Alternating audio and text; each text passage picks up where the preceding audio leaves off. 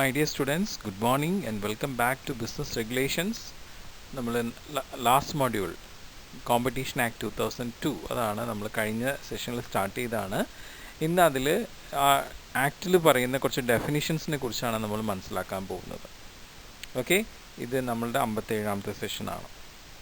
അതിൽ ആദ്യം ഡിഫൈൻ ചെയ്യുന്നത് കൺസ്യൂമറിനെ കുറിച്ചിട്ടാണ്. ആരാണ് കൺസ്യൂമർ? കൺസ്യൂമർ എന്ന് പറയുന്നത് ഒരു വ്യക്തിയാവാം, അല്ലെങ്കിൽ ഒരു ഗവൺമെൻറ് ഡിപ്പാർട്ട്മെൻ്റ് ആവാം. അവർ എന്തെങ്കിലും ഗുഡ്സോ സർവീസസോ വാങ്ങുകയോ വാടകയ്ക്ക് എടുക്കുകയോ അല്ലെങ്കിൽ അവൈലബിൾ ആക്കുകയോ ചെയ്യുന്നത്.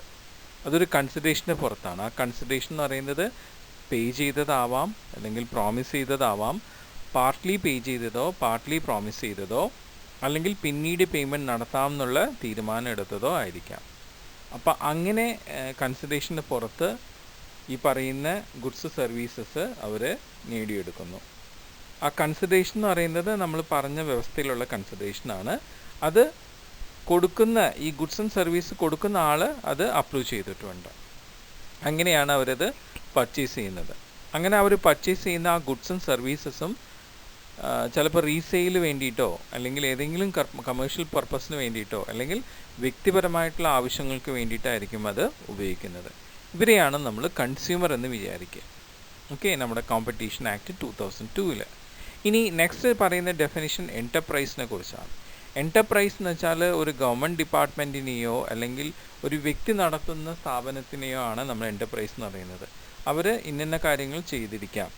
ഏതെങ്കിലും സർവീസ് പ്രൊവൈഡ് ചെയ്യുന്ന ആൾക്കാർ, നേച്ചറുള്ളതായിരിക്കാം അവരുടെ ബിസിനസ്, അല്ലെങ്കിൽ എന്തെങ്കിലും കൺട്രോൾ ചെയ്യുന്നത്, ബിസിനസ്സുകളെ കൺട്രോൾ ചെയ്യുന്ന രീതിയിലോ, അക്വസിഷൻ സ്വായത്തമാക്കുന്ന രീതിയിലോ, ഡിസ്ട്രിബ്യൂഷൻ ബിസിനസ്സോ, സപ്ലൈ ബിസിനസ്സോ, സ്റ്റോറേജ് ബിസിനസ്സോ, പ്രൊഡക്ഷൻ ഏതെങ്കിലും ആർട്ടിക്കിൾസ് ഗുഡ്സ് പ്രൊഡക്ഷൻ ബിസിനസ്സോ, അതിലൊക്കെ ഇൻവോൾവ് ചെയ്ത ആൾക്കാരെയാണ് നമ്മളിവിടെ എൻ്റർപ്രൈസ് കൊണ്ട് വിശേഷിപ്പിക്കുന്നത്. ഓക്കെ,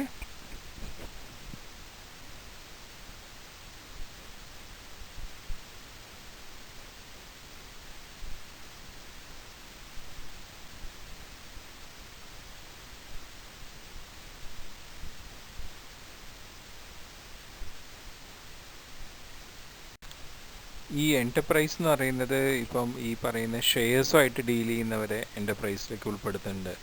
ഷെയർസ് പോലെയുള്ള സെക്യൂരിറ്റീസ് അല്ലേ. അപ്പോൾ അങ്ങനെ ഡീൽ ചെയ്യുന്ന കോർപ്പറേറ്റ് ബോഡി, പിന്നെ acquiring or investing in any business അല്ലേ, അങ്ങനെ ഇൻവെസ്റ്റ്മെൻറ്റ് നടത്തുന്ന അവരെയും നമുക്ക് എന്തെന്ന് പറയാം, എൻ്റർപ്രൈസ് എന്ന് തന്നെ പറയാം. വേറെ ബിസിനസ്സുകളൊക്കെ ഇൻവെസ്റ്റ് ചെയ്യുന്നവർ. അപ്പം എല്ലാ ഗവൺമെൻറ് ഡിപ്പാർട്ട്മെൻറ്റ്സും ഇതുപോലെയുള്ള പരമാധികാരത്തോടു കൂടിയിട്ട് ഇതുപോലെയുള്ള ബിസിനസ് പരമായിട്ട് കാര്യങ്ങൾ ചെയ്യുന്നവരൊക്കെ നമുക്ക് എൻ്റർപ്രൈസ് ആയിട്ട് പറയാം. ഓക്കെ, പക്ഷേ ഈ ഗവൺമെൻറ് ഡിപ്പാർട്ട്മെൻറ്റ്സ് നമ്മുടെ സ്പേസ് റിലേറ്റഡ് ആയിട്ട് ചെയ്യുന്ന കാര്യങ്ങൾ, ഡിഫൻസ് റിലേറ്റഡ് ആയിട്ട് ചെയ്യുന്ന കാര്യങ്ങൾ, കറൻസി റിലേറ്റഡ് ആയിട്ട് ചെയ്യുന്നത്, അറ്റോമിക്സ് എനർജി റിലേറ്റഡ് ആയിട്ടുള്ള ഗവൺമെൻറ് ഡിപ്പാർട്ട്മെൻറ്റ്സ്, ഇതിനെയൊന്നും നമുക്ക് എൻ്റർപ്രൈസ് ആയിട്ട് കരുതാൻ പറ്റില്ല. ഓക്കെ, സോ അതാണ് എൻ്റർപ്രൈസ്. ഇനി പേഴ്സൺ, വ്യക്തി എന്ന് പറയുന്നത് any artificial juridical person. That means ഇപ്പോൾ നമ്മൾ ഒരു രജിസ്റ്റേർഡ് ചെയ്തിട്ടുള്ള ഒരു സ്ഥാപനം, അതൊരു ആർട്ടിഫിഷ്യൽ എൻറ്റിറ്റിയാണ്. അപ്പോൾ ആ ഒരു സ്ഥാപനത്തിനെ നമുക്കൊരു വ്യക്തിയായിട്ട് തന്നെ കൺസിഡർ ചെയ്യാം, അല്ലെങ്കിൽ ഏതെങ്കിലും ഒരു ലോക്കൽ അതോറിറ്റി, അല്ലെങ്കിൽ ഒരു കോപ്പറേറ്റീവ് സൊസൈറ്റി. ഇതൊക്കെ ഒരു വ്യക്തിയായിട്ട് കൺസിഡർ ചെയ്യുന്നതാണ് നമ്മുടെ കോമ്പറ്റീഷൻ ആക്ട് 2002. പിന്നെ ഏതെങ്കിലും corporate body who is incorporated, അതായത് ഏതെങ്കിലും ഒരു കോർപ്പറേറ്റ് ബോഡി വേറെ പുറം രാജ്യങ്ങളിൽ ഇൻകോപ്പറേറ്റ് ചെയ്തിട്ട് അവിടെ അംഗീകാരമുള്ള ഒരു കോർപ്പറേറ്റ് ബോഡി നമ്മുടെ ഇന്ത്യയിൽ പ്രാബല്യത്തിൽ വരികയാണെങ്കിൽ അവരെ നമുക്ക് വ്യക്തിയായിട്ട് കൺസിഡർ ചെയ്യാം. പിന്നെ ഈ പറയുന്ന നമ്മുടെ സ്റ്റേറ്റ് ഗവൺമെൻറ്റോ സെൻട്രൽ ഗവൺമെൻറ്റോ അപ്രൂവ് ചെയ്തിട്ടുള്ള ഒരു കോർപ്പറേഷൻ, അതിനെ നമുക്ക് പേഴ്സണായിട്ട് പറയാം. പിന്നെ ഗുഡ്സ് എന്ന് പറയുന്നത് ഇവിടെ മാനുഫാക്ചർ ചെയ്തിട്ടുള്ള ഗുഡ്സ്, ഇവിടെ പ്രോസസ്സ് ചെയ്ത ഗുഡ്സ്, അല്ലെങ്കിൽ മൈൻ ചെയ്തെടുത്തിട്ടുള്ള ഗുഡ്സ്, നമ്മുടെ ഡിവെഞ്ചേഴ്സ്, സ്റ്റോക്സ്, ഷെയർസ് അലോട്ട് ചെയ്തിട്ടുള്ളത്, അതിനെയൊക്കെ ഗുഡ്സായിട്ട് പറയാം. പിന്നെ സപ്ലൈ ചെയ്തിട്ടുള്ള ഗുഡ്സ്, ഡിസ്ട്രിബ്യൂട്ട് ചെയ്തിട്ടുള്ള ഗുഡ്സ്, ഇന്ത്യയിൽ മാത്രം കൺട്രോൾ ചെയ്തിട്ടുള്ള ഗുഡ്സ്, അതുപോലെ ഇമ്പോർട്ട് ചെയ്ത് ഇന്ത്യയിൽ സെയിൽ നടത്തുന്ന ഗുഡ്സ്, ഇതിനെയൊക്കെ നമ്മൾ ഗുഡ്സായിട്ടാണ് കൺസിഡർ ചെയ്യുന്നത്.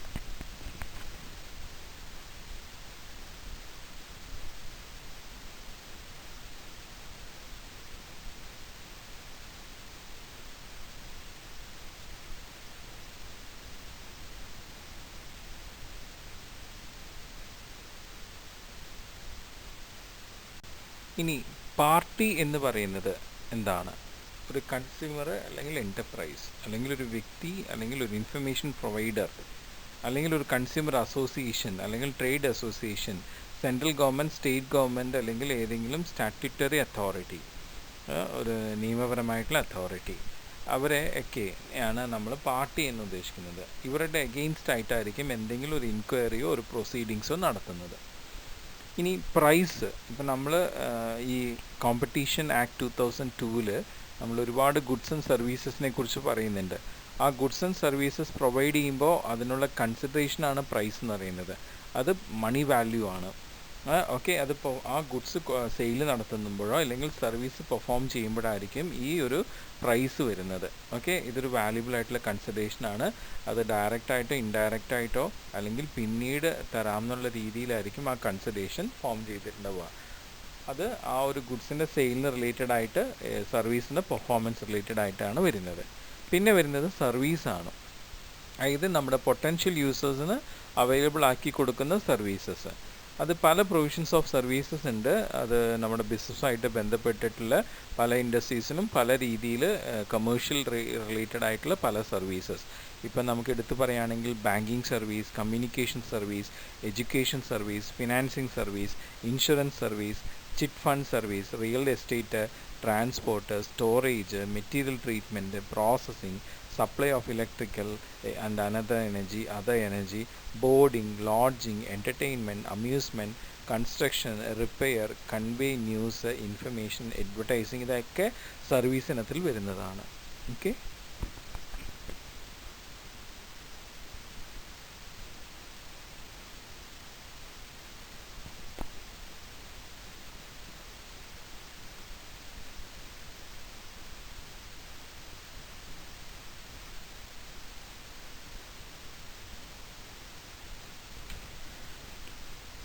ഇനി ഷെയർസ് എന്ന് പറയുന്നത് നമ്മളുടെ കമ്പനിയുടെ ക്യാപിറ്റലിന് വേണ്ടിയിട്ടുള്ള ഷെയർസ്. ആ ക്യാപിറ്റൽ ഷെയർസ് വാങ്ങിക്കുന്നതുകൊണ്ട് ആ ഷെയർ ഹോൾഡറിന് വോട്ടിംഗ് റൈറ്റ്സ് കിട്ടുക.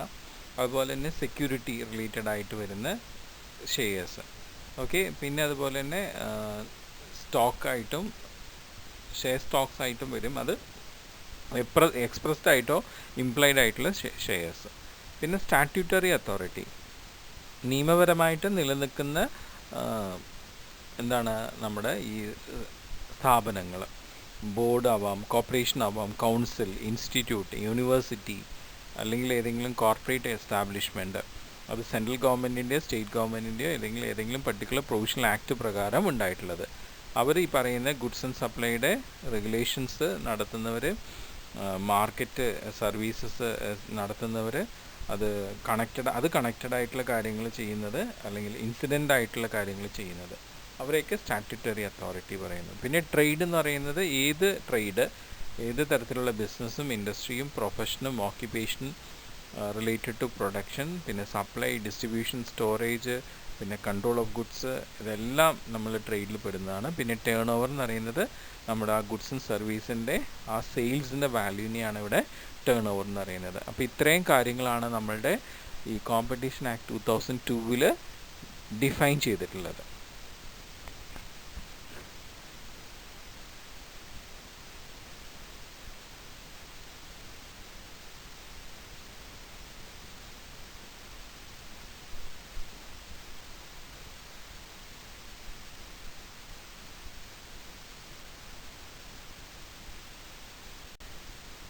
ഇനി നമ്മളുടെ ഈ കോമ്പറ്റീഷൻ ആക്ടിൽ വരുന്ന കമ്പോണൻസ് ആണ്.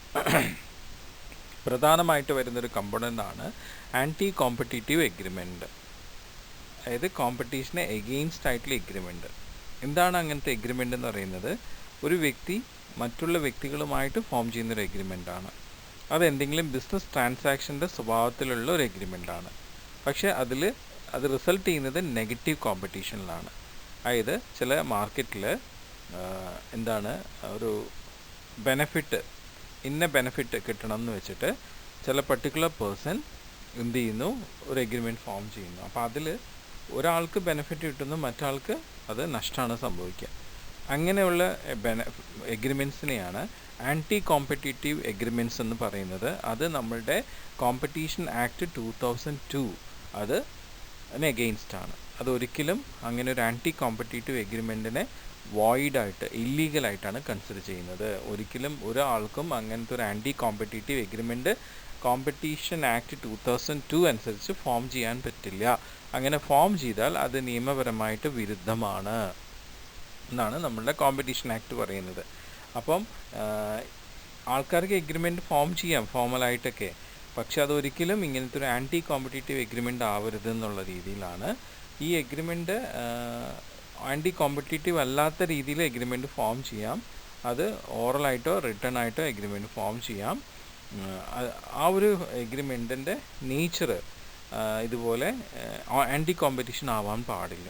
ഓക്കെ, സോ നമ്മളുടെ കോമ്പറ്റീഷൻ ആക്ടിൽ എഗ്രിമെൻ്റ് ഉദ്ദേശിക്കുന്നത് അത്തരത്തിൽ ആൻറ്റി കോമ്പറ്റീറ്റീവ് അല്ലാത്ത രീതിയിലുള്ള എഗ്രിമെൻറ്റിനെയാണ്. അല്ലാതെ കോമ്പറ്റീറ്റീവ് പ്രാക്ടീസിന് എഗെയിൻസ്റ്റ് ആയിട്ടുള്ള എഗ്രിമെൻ്റ് ആണെങ്കിൽ തീർച്ചയായിട്ടും അത് നമ്മൾ വോയിഡ് ആയിട്ടാണ് കൺസിഡർ ചെയ്യുന്നത്.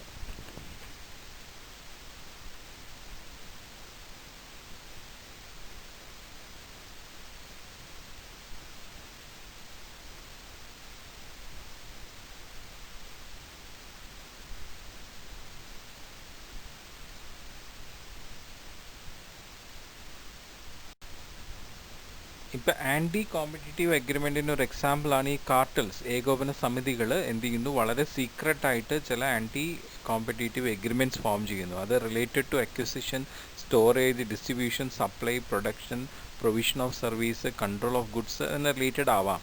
അത് നമ്മളുടെ ഇന്ത്യൻ മാർക്കറ്റിൽ ഒരുപാട് അത് ബുദ്ധിമുട്ടുകൾ ഉണ്ടാക്കുന്നു എന്നുള്ളത് നമുക്ക് മനസ്സിലാക്കാനായിട്ട് പറ്റും. അത്തരത്തിലുള്ള എഗ്രിമെൻറ്റ്സ് കണ്ടു കഴിഞ്ഞാൽ നമ്മുടെ കോമ്പറ്റീറ്റീവ് ആക്ട് 2002 അതിനെ വോയിഡ് ആയിട്ടാണ് കൺസിഡർ ചെയ്യുന്നത്. ഇനി നെക്സ്റ്റ് വരുന്നത് അബ്യൂസ് ഓഫ് ഡോമിനൻറ്റ് പൊസിഷൻ. അതായത് ഒരു മാർക്കറ്റിൽ ഒരു കമ്പനി ലീഡ് ചെയ്ത് നിൽക്കുന്നവരെയാണ് നമ്മൾ ഡോമിനൻറ്റ് പൊസിഷനിൽ നിൽക്കുക എന്ന് പറയുക. അവർ അവരുടേതായിട്ടുള്ള ഗുഡ്സ് കൊണ്ട് നല്ല രീതിയിൽ കസ്റ്റമേഴ്സിനെ സെർവ് ചെയ്ത് ആ മാർക്കറ്റിൽ നല്ല ഒരു പൊസിഷൻ ഫോം ചെയ്തിട്ടുണ്ടെങ്കിൽ ആ ഡോമിനൻറ്റ് പൊസിഷനിൽ അവർക്ക് ഇൻഡിപെൻഡൻ്റ് ആയിട്ട് നിൽക്കാം. അവർക്ക് ആ ഇൻഡിപെൻഡൻ്റ് ആയിട്ട് നിന്ന് കമ്പീറ്റ് ചെയ്യാം. അല്ലാതെ അവരെ ആരും അബ്യൂസ് ചെയ്യാനോ അല്ലെങ്കിൽ അവരുടെ തൊട്ട് മറ്റുള്ള മാർക്കറ്റേഴ്സിനെ അബ്യൂസ് ചെയ്യാനുള്ള യാതൊരു അധികാരവും ഇല്ല. അത് നമ്മളുടെ കോമ്പറ്റീഷൻ ആക്ട് 2002 അനുവദിക്കുന്നില്ല. അതാണ് അബ്യൂസ് ഓഫ് ഡോമിനൻറ്റ് പൊസിഷനിൽ പറയുന്നത്. ഇപ്പം നമ്മുടെ competition commission of India CCI പോലെ തന്നെ യൂറോപ്യൻ കമ്മീഷൻ ഉണ്ട്. അപ്പോൾ അവർ പറയുന്നത് ഇങ്ങനെയാണ്, അവരുടെ നാട്ടിലൊക്കെ ഇതുപോലെ ഡോമിനൻറ്റ് പൊസിഷനിലുള്ള മാർക്കറ്റേഴ്സിന് അവർക്ക് ഇൻഡിപെൻഡൻ്റ് ആയിട്ട് തന്നെ അവരുടെ കസ്റ്റമേഴ്സിനെയും സപ്ലയേഴ്സിനെയും കൺസ്യൂമേഴ്സിനെയും എല്ലാം അവർക്ക് ഇൻഡിപെൻഡൻ്റ് ആയിട്ട് തന്നെ ഡീൽ ചെയ്യാം എന്നുള്ളതാണ് ആ ഡോമിനൻറ്റ് പൊസിഷനിൽ. അപ്പോൾ അതേപോലെ തന്നെ നമ്മുടെ CCIയും പറയുന്നത്. ഓക്കെ,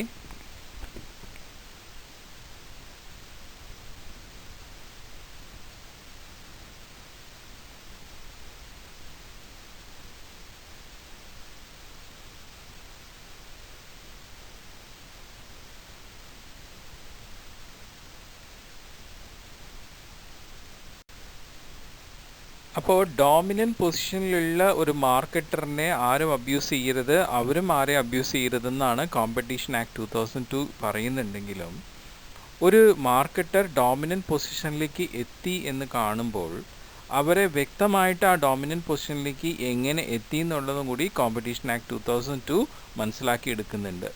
അവർ ആ ഒരു ഡോമിനൻറ്റ് പൊസിഷൻ ഓക്യുപ്പൈ ചെയ്തിട്ടുള്ളത് യഥാർത്ഥമായിട്ടുള്ള രീതിയിലാണോ, അവരെന്തെങ്കിലും ഈ പറയുന്ന പോലെ ഒരു ആൻറ്റി കോമ്പറ്റീറ്റീവ് എഗ്രിമെൻറ്റ് ഫോം ചെയ്തിട്ടോ അല്ലെങ്കിൽ ആൻറ്റി കോമ്പറ്റീറ്റീവ് ആയിട്ടുള്ള എന്തെങ്കിലും പ്രാക്ടീസുകൾ ഫോം ചെയ്തിട്ടാണോ അവർ ഫോം ചെയ്തിട്ടുണ്ടെങ്കിൽ ഒരിക്കലും അങ്ങനെയുള്ളവരെ ഡോമിനൻറ്റ് പൊസിഷനിലേക്ക് നമ്മളുടെ കോമ്പറ്റീഷൻ ആക്ട് 2002 എൻ്റർടൈൻ ചെയ്യുന്നില്ല.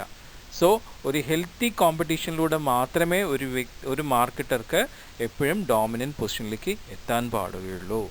ഓക്കെ, അത് നല്ല ക്വാളിറ്റി പ്രോഡക്ട്സും അതുപോലെ സർവീസസും പ്രൊവൈഡ് ചെയ്തുകൊണ്ട്. ഓക്കെ.